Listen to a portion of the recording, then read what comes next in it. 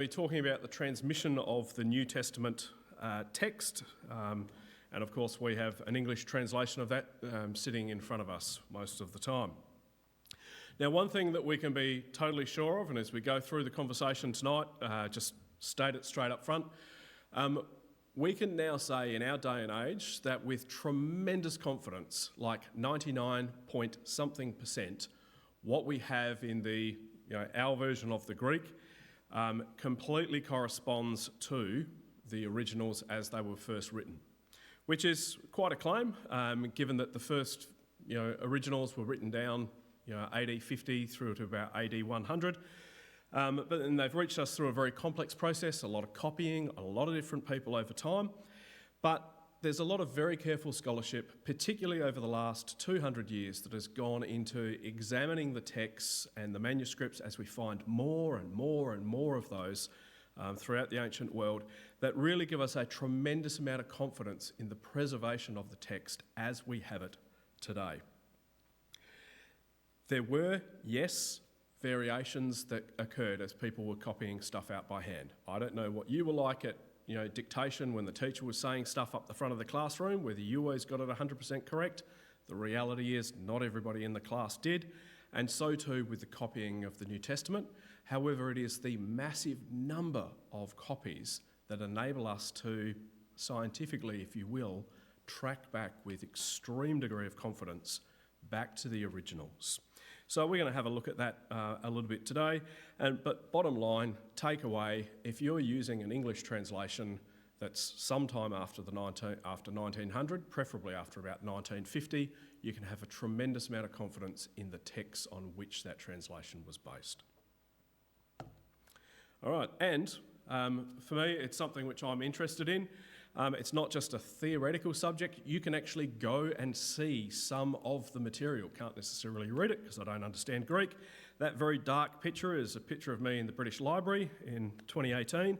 And low down behind me are some 3rd century papyrus fragments from the Gospel of John. So you can actually go and see some of this material. It's out there displayed. Occasionally, some of it even makes its way to Australia as part of collections and displays. Great. Okay, so first of all, a couple of myths, and hopefully as we go through tonight, you'll get a real feel as to why these are myths. Myth number 1, God preserved the text.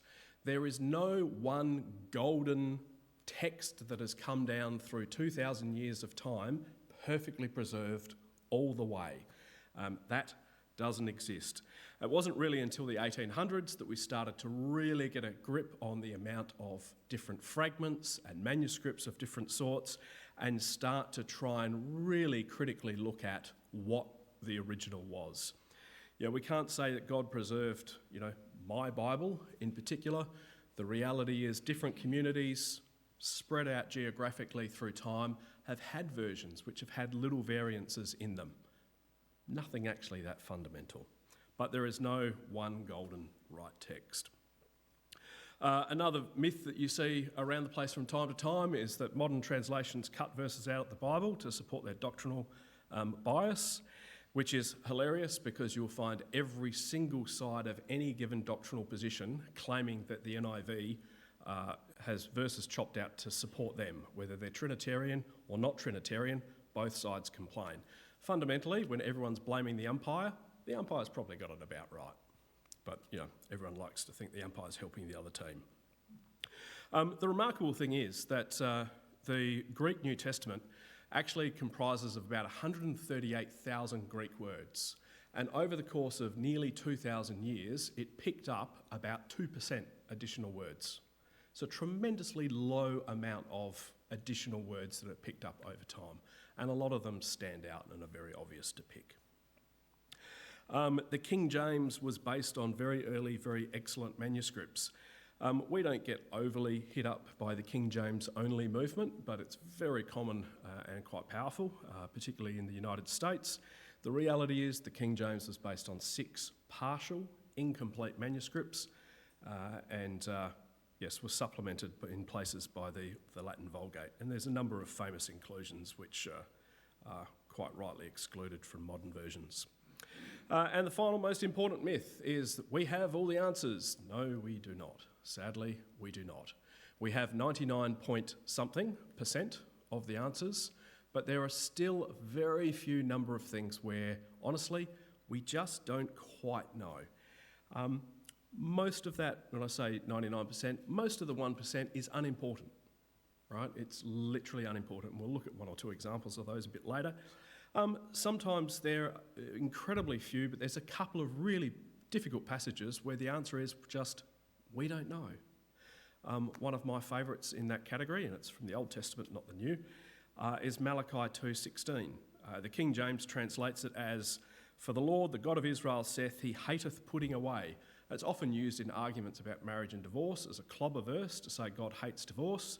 But if you look at most commentators, they say the Hebrew is so garbled, there is no single translation of that can be relied upon. In fact, one translator says, it's in the UBS handbook, which is written for translators making up translations, says possibly the best thing to do with this verse is put a question mark and move on to the next one.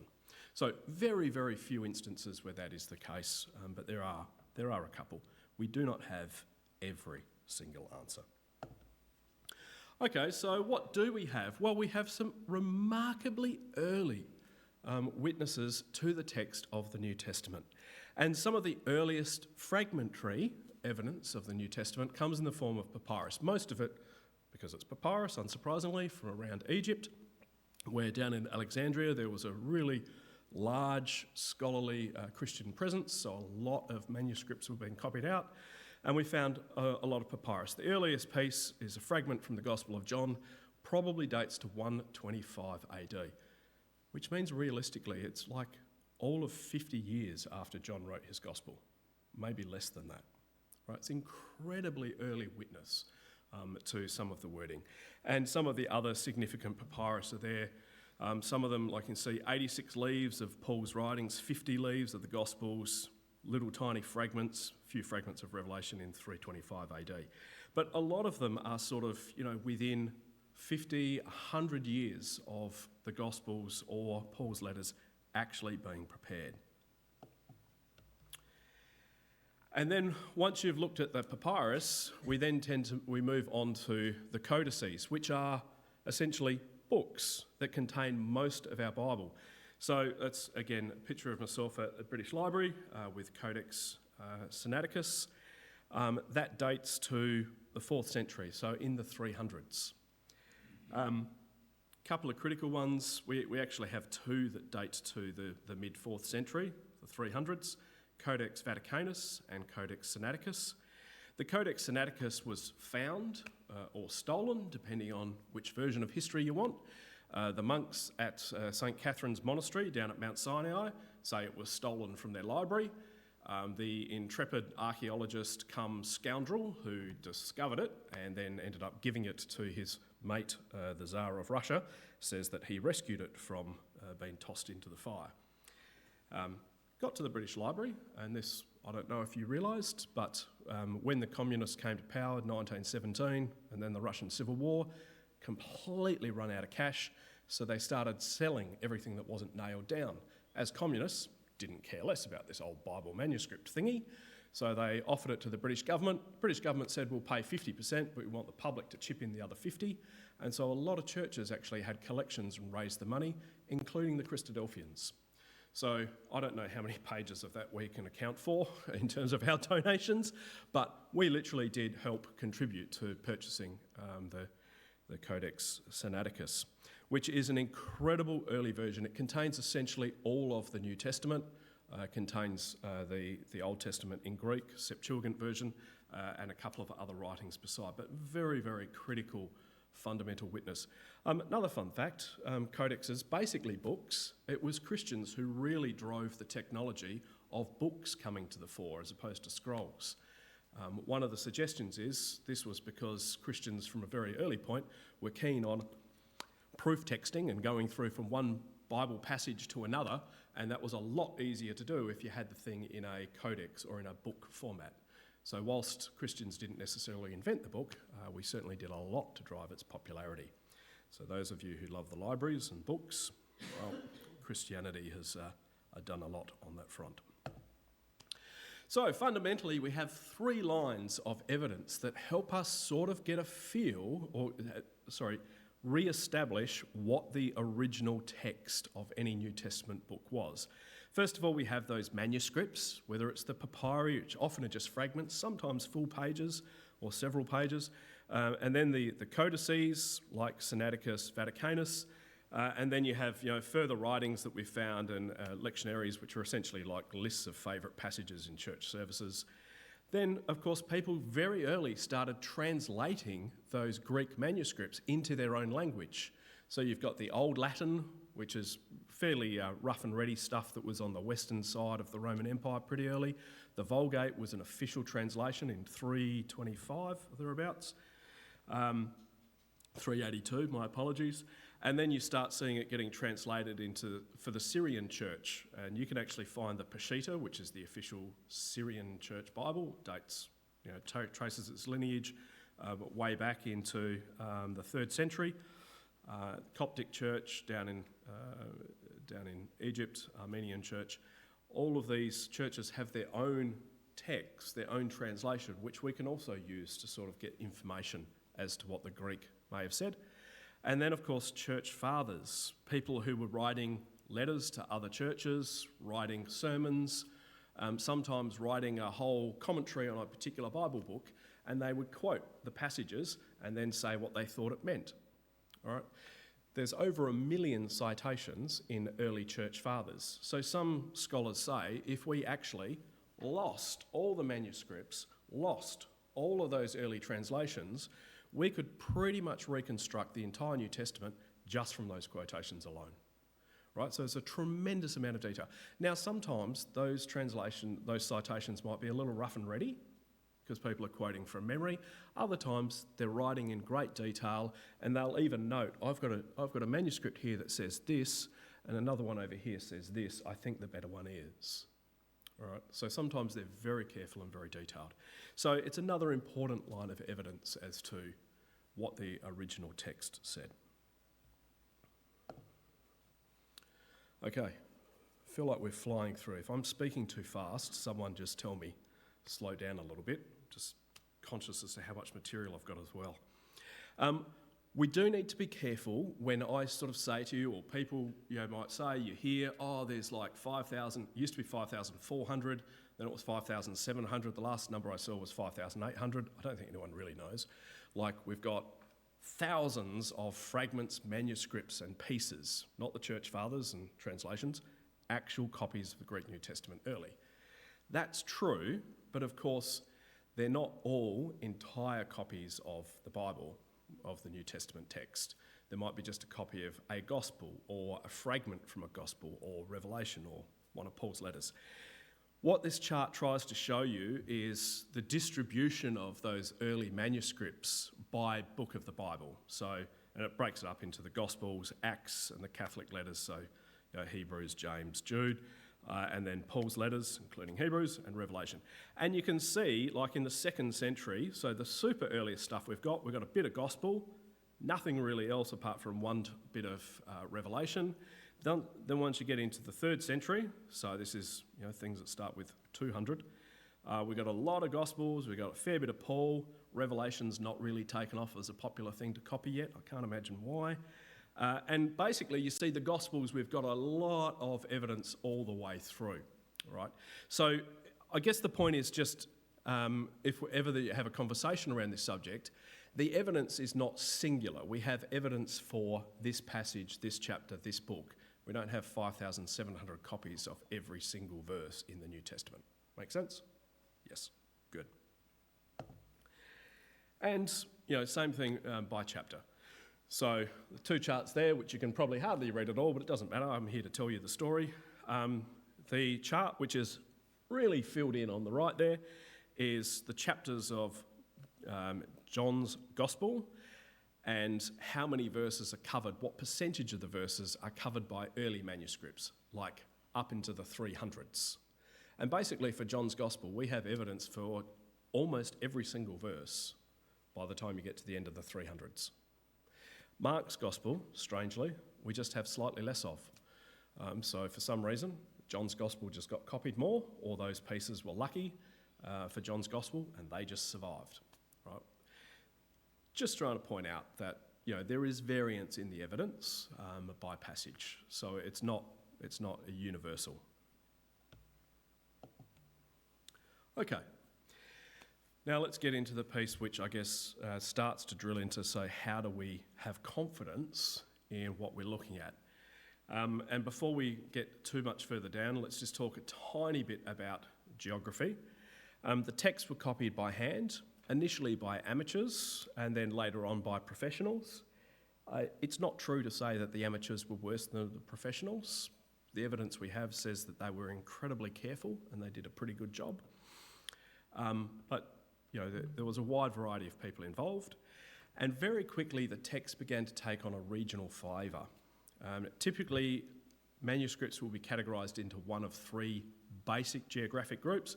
You've got Alexandrian texts, which is centred down in Egypt, as we said before, large early scholarly centre for Christians. The Byzantine text type, which was the centre of the Eastern Church through to 1453, when Constantinople had a very unfortunate accident. And the Western manuscripts, which was everywhere else, the western half of the Roman Empire. Sometimes there'll be reference to an Antioch or a Caesarean text type, but that's debated a bit in the literature. The important thing is just to, see the spread on the map. The NBN had not been rolled out particularly well at that stage of history. Consequently, communications and was difficult over distance. So what you tended to find is that manuscripts would tend to take on their own flavour, and there'd be certain favourites in certain regions. Right, cool. What exactly are you saying? Well, I'm saying this incredibly simple thing. When we say that texts take on a regional flavour, it's because mistakes would immediately start occurring in the copying process. Like when kids whisper a secret to each other down a line of children, and initially they might say, I like raspberry ice cream, and by the time you get to the other end, it's like the Russians are about to invade. How did that get to that? These things change as they go down the chain. So too with people copying, a lot more carefully than small children whispering secrets. As people copied texts, there'd be an error in the text in front of them. They would tend to copy that. Occasionally they would correct it if it was an obvious mistake, spelling mistake or something like that, a passage they may have known. But typically you'd see these errors continue through, and so they're described as these families or these text types, the Alexandrian, the Western and the Byzantine. Our Christadelphian statement of faith has long recognised this reality, right? Our statement of faith says that, God's word, the Bible, is inspired, we accept it as infallible and all those things, except where it hasn't been accurately transcribed or translated. So we've always recognised the possibility of errors having crept in over time by this process of copying or translation. So it's really not something we should get too uptight or worried about. Now, just a few things on these different families. The Byzantine text type.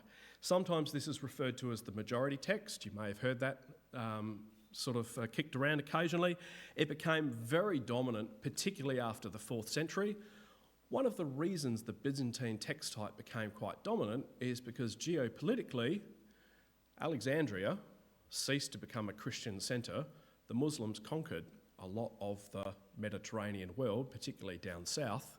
So the Byzantine Empire continued, the Eastern Church continued copying those texts, so that was kind of preserved. You had the Vulgate over on the western side and the Latin Church, but the Byzantine text continued to be quite widely copied, whereas the other versions, other text types, there was just less preserved because the dominant religion became Islam.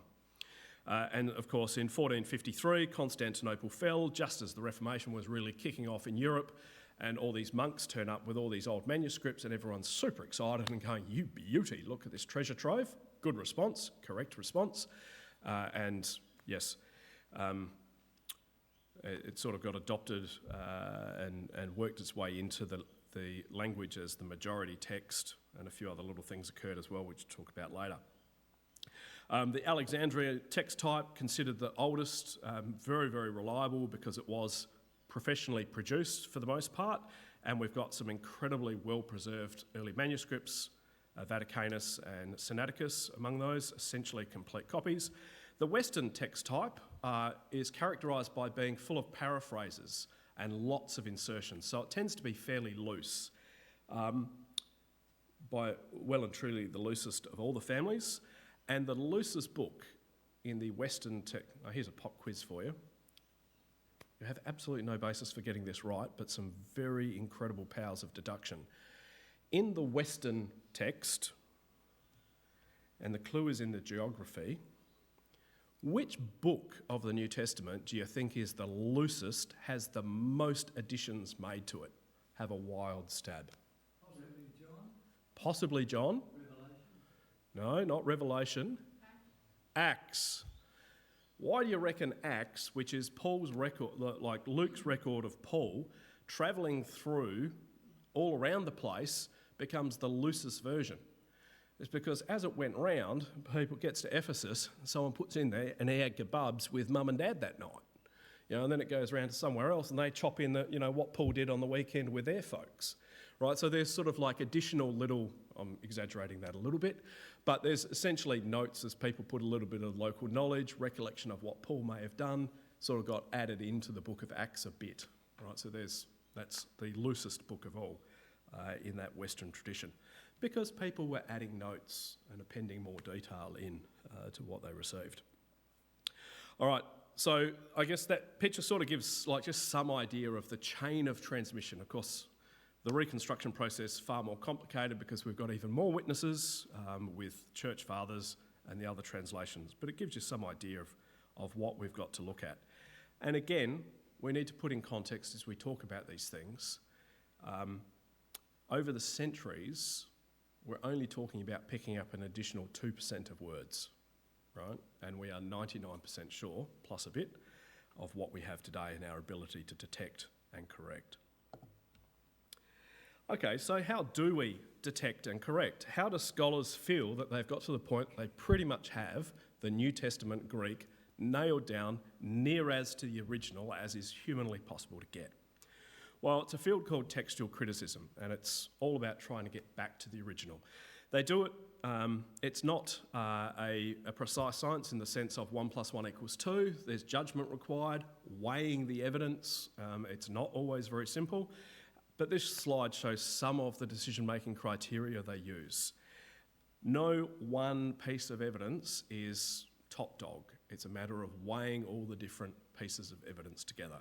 So how old is the variant? What's the oldest manuscript that sort of contains this, as much as we know?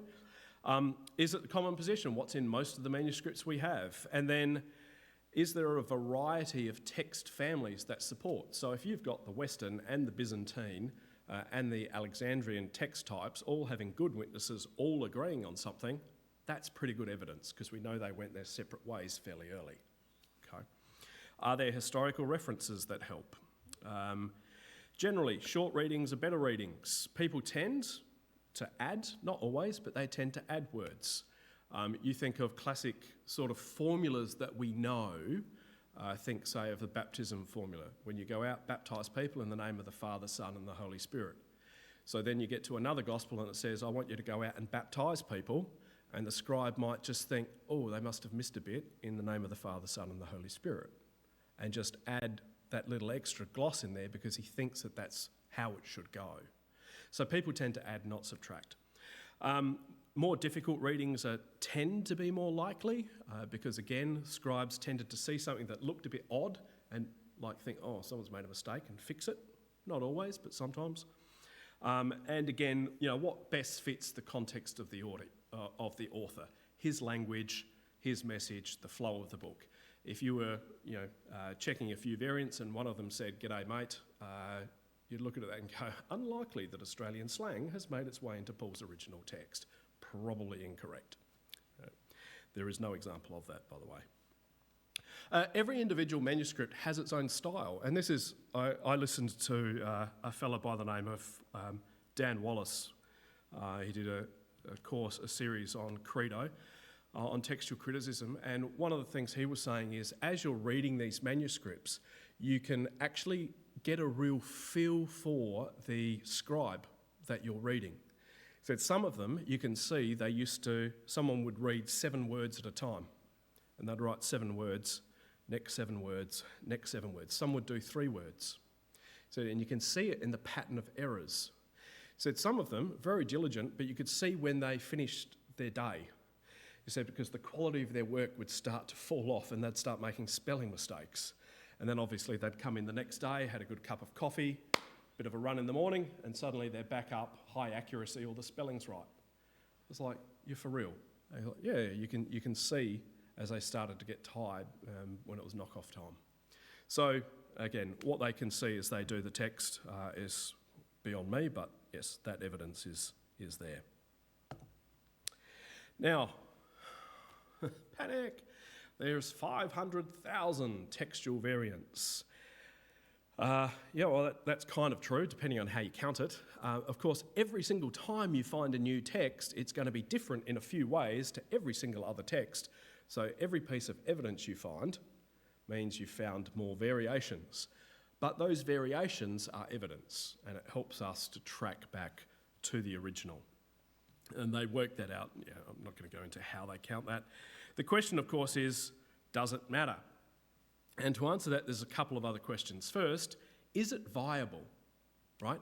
Is what this variant appears to be, is it viable? Is it actually supported when you look across the range of evidence, right? It might be just not viable. It's clearly someone's made a mistake. And the second thing is it meaningful? Like, does it even matter? Now, so here's a couple of things that are viable but not meaningful. You can spell John 2 different ways in Greek. You can have 2 N's or 1 N. It's a viable, like it could well be meant to be 2 N's, but is it meaningful? Doesn't matter at all, right? So you have a huge number of variants, right, where someone's written John with 2 N's and John with 1 N. Greek doesn't work the same way as English. The order of words is not important because of the grammatical connections between the words. So if I said John loves Mary, that means really different thing in English to Mary loves John. But in Greek, the way the language is built and the words are built actually means the order of those words is irrelevant. So you can have John loves Mary, Mary loves John, loves Mary, John, loves John, Mary. I think that's all the variants. Means precisely the same thing, right? So it might be it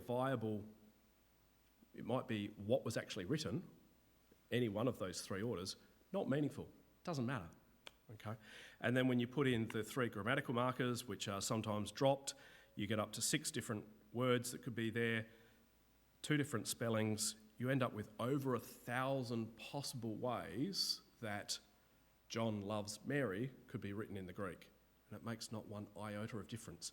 So there's 500,000 variations. In a meaningful way? No, there's not. Right. Next piece, you have things which are not viable and not meaningful. So some of them are complete gibberish, right? So pretty obviously someone's made a mistake. Classic case, 1 Thessalonians chapter 2, verse 7, although we could have imposed our weight as apostles of Christ, instead we became little children among you, like a nursing mother caring for her own children. Now there's a bit of a thing as to whether it's we became gentle, epoi, among you, or possibly we became nepoi, little children among you, but one manuscript says we became hippoi among you. We became horses. Pretty clearly, Paul and his companions did not transfer into horses once they were with the Thessalonians. So you can take that one and go, yep, someone just made a typo or wrote a spelling mistake down. Pretty easy to spot. Then you've got things which are not viable but meaningful. So the evidence says they do not belong in the text even though they make sense. And there's a couple of those which are pretty famous. So let's just pick on the big 3. So these are the three big insertions into the New Testament text, which are widely known and recognised. One of them, very famous, 1 John 5, verse 7, there are three that bear record in heaven, says the King James, the Father, the Word, and the Holy Spirit, and these three are one. Famous Trinitarian proof text until we didn't demonstrate, until it was comprehensively demonstrated that is not in the original, not even close. Erasmus, the famous scholar who published his first Greek New Testament text in 1516, originally didn't include it in his first edition, and he copped so much heat because, that was a very bad thing to exclude. He copped so much heat that in a moment of weakness he said, if anyone can show me a text, because he only had 6 manuscripts with pretty patchy coverage, he only had 6 manuscripts, he said, if anyone can show me a text that includes it, I'll put it in the second edition. Well, in 1520, 4 years after he published, a old Greek manuscript turned up from the Oxford Library, someone still waving the ink dry, and it had the verse. So he put it into his second edition because he promised he would, but he put in all these footnotes going, I think this is very, very unlikely. So he got conned, but he sort of had to yield to the pressure and put it in.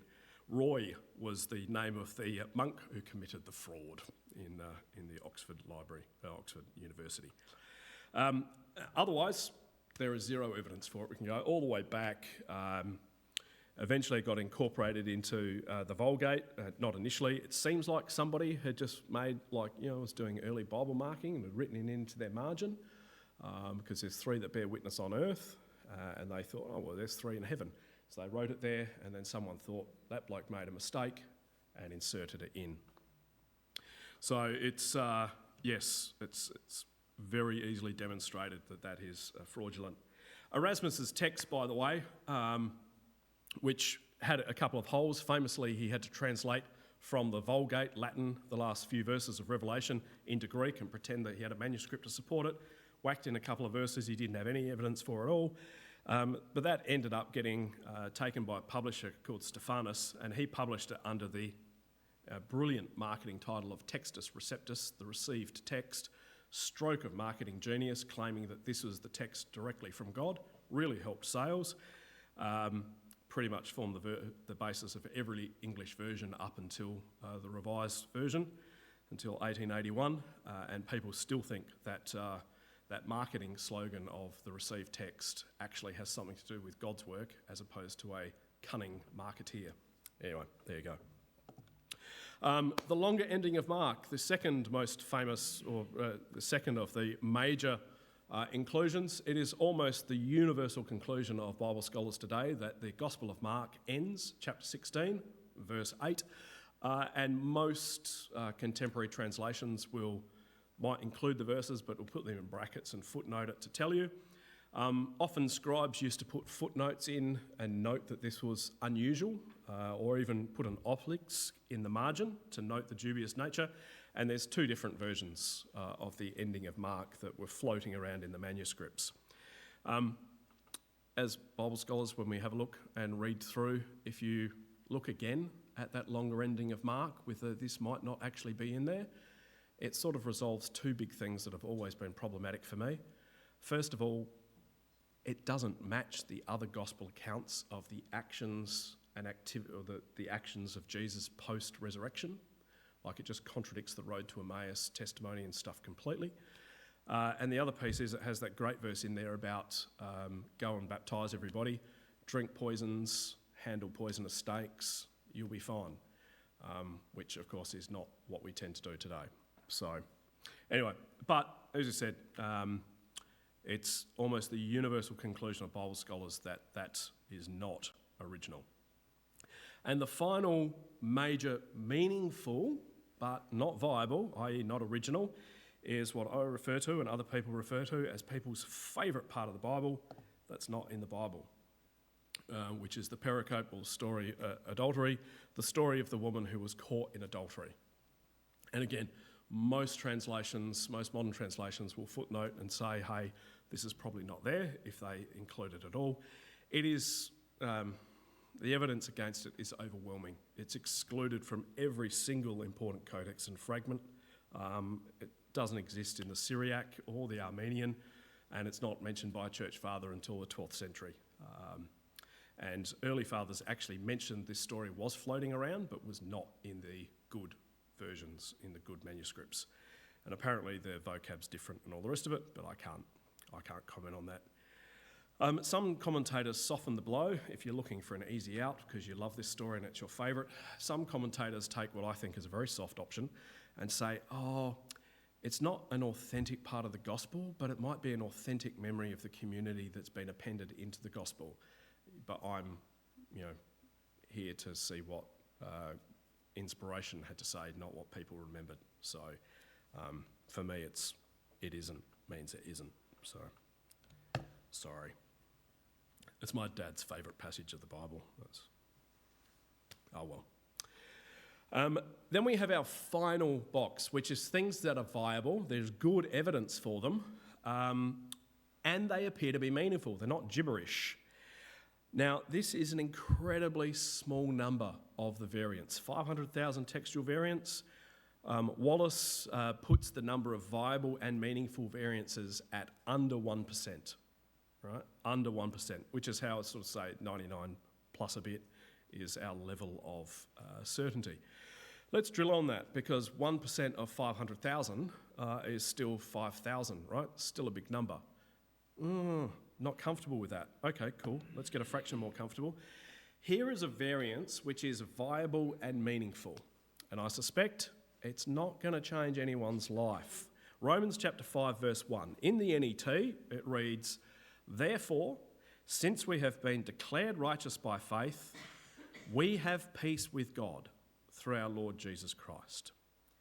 Now, you can't read it necessarily, but I've just highlighted on the page and sort of put an extract blown up a little bit. You can see someone's put a little dot above what looks like a W in the picture of that box. Right, that is somebody noting that the spelling needs to be adjusted, and the impact of that is to change the text from "we have peace with God" to "let us have peace with God." Now, can anyone see an earth-shattering, important theological point in that difference? Neither can I. Right, so this is one of those viable. The textual evidence is both things are well attested. We let us have peace with God, or we have peace with God. Both well attested. Both are meaningful. Kind of makes absolutely no difference. I'm not going to read that because there's absolutely no point. The only point I want you to take away from that is, my giddy aunt, what the heck?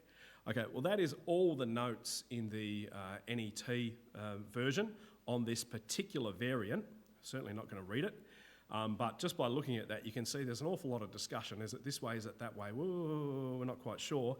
And we get down to the conclusion, a decision is difficult, but we think it might be this way. Difference could have been because of a mishearing of the word, whatever. Basically, the NET gets down to, well, we think it's probably that way. It's almost a flip of a coin. But does it make one iota of difference to your life, my life, any theological point, any doctrine? No. No, it does not. It's viable and meaningful to the people who wrote these notes, but is absolutely not important. And how important is the variance is kind of the final filter. If we've got 1% of the 500,000 that are maybe legit, how important are they? Well, let's do a little test case. John chapter 18, really well attested chapter, tons of manuscript evidence, about 800 words long, and across 1,659 manuscripts, we end up with 3,058 variances. Some of them, absolute nothing burgers, spelling mistakes, whatever, word order difference. Knock that all out of the way. What do you end up with out of that 3,058? Well, the NA28, which is a seriously dull academic work, has 154 variances it thinks are worth talking about.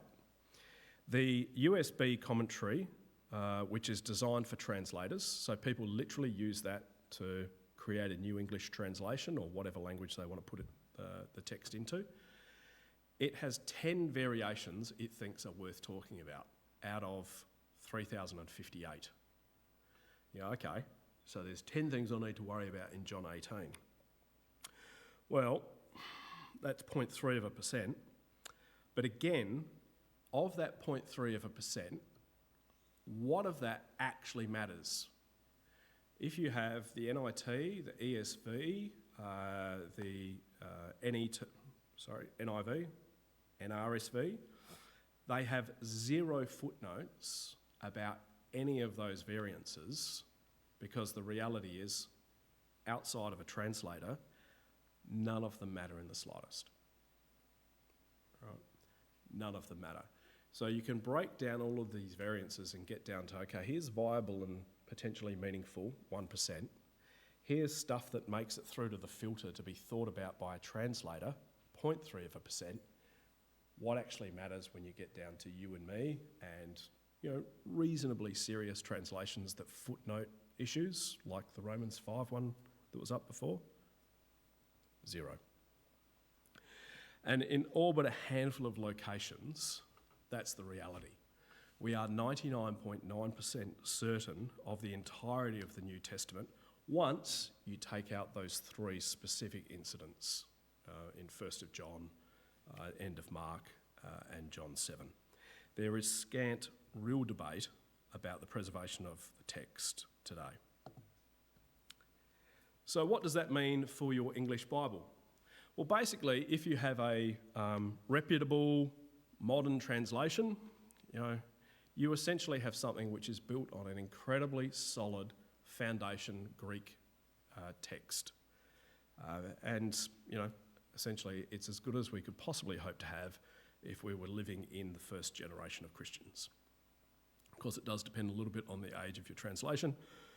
As per that chart, the King James is based on 6 fragmented versions, and the Vulgate. RV had 2,000, obviously significantly better, and the NET, ESV and the like, really are going back to 2nd century witnesses and have, almost 6,000 manuscripts in varying levels of health, which are supporting them. So there's a tremendous weight of manuscript evidence and support to give us certainty about the text, and that's what almost all the new modern translations are based on. It means that they are subject to translation and incredibly accurate representation of the original New Testament text. So, I guess that's it. We have a remarkably accurate New Testament.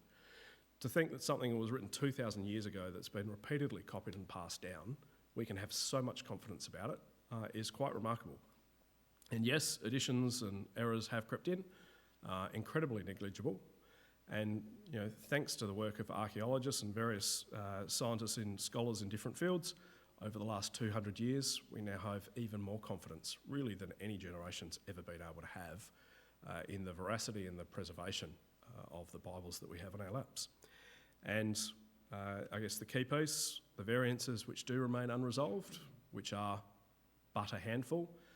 Some scholars will say there's 3 passages that we're still uncertain of in the New Testament. They have no bearing on any doctrinal position that would give us any concern. So there's nothing really that we lose or gain either way. So you can be confident whether you're reading the NIV, ESV, NASB, NET, any reputable version, you are basically reading an English version of what the apostles actually wrote, which is nothing short of a miracle. Thank you.